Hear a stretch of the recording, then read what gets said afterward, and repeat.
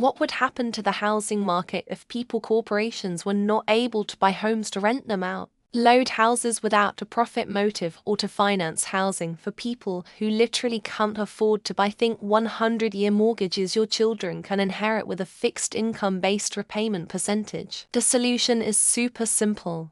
Remove zoning laws and regulation that slow down construction of housing. If anyone can abuse the market like you are describing, it's because they have something no one else can create and offer at a lower price. Instead of creating stupid laws, remove them and the market will fix it for you.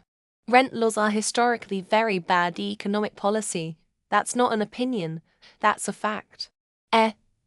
This is tricky.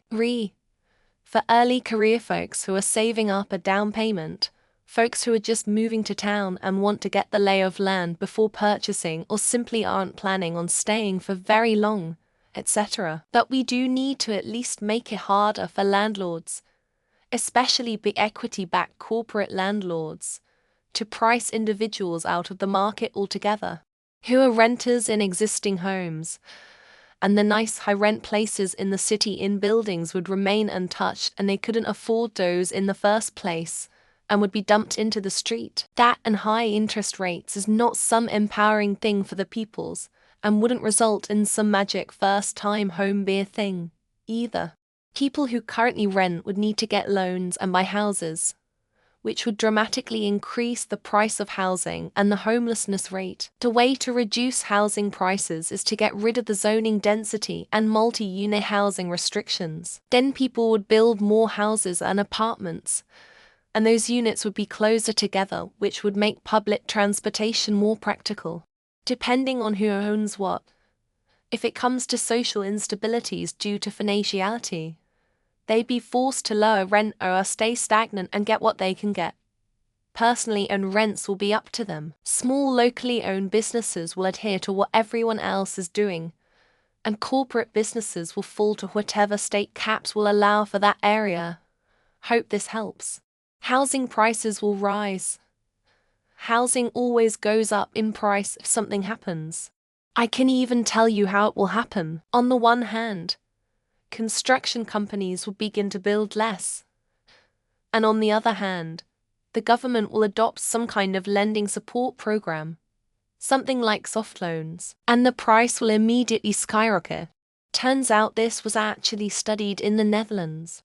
Prices didn't change because demand from the previous renters displaced demand. Relatively richer older people displaced younger poorer people compared to controlled cities without the law change.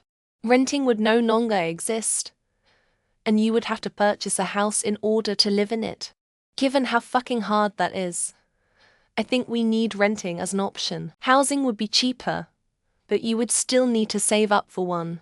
And not everybody has parents they can live with long as they live. Mass homelessness because a huge percentage of the population cannot afford to buy a home. Mobility transfer of talent around the country would also take a massive hit since people would have to sell their home and buy another every time they wanted to move. If that's simple, probably bad things. Every dwelling past the first one was taxed progressively more, especially for single-family homes with discount consideration for multi-unit high-density vertical residential. Probably good things. Several communities have been considering legislation that would prevent this. One creative law was passed in my hometown that requires single-family home buyers to physically live in that home for 3 years prior to converting them to a rental.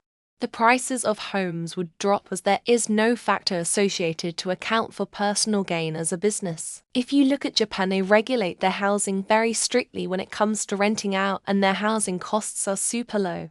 I would say that nothing would happen. Owners would do long-term purchase contracts that would be just like rent except with fewer consumer protections. That is not what you said. According to you, if I have the money to buy up all the land in my town, I can build unlimited housing.